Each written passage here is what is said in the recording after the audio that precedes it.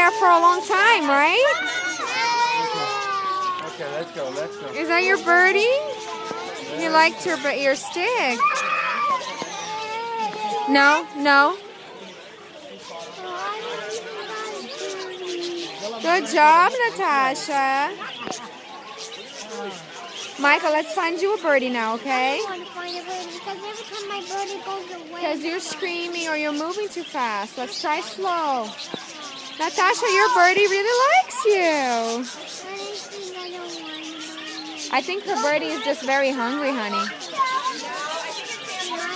Let me try to get a birdie for you.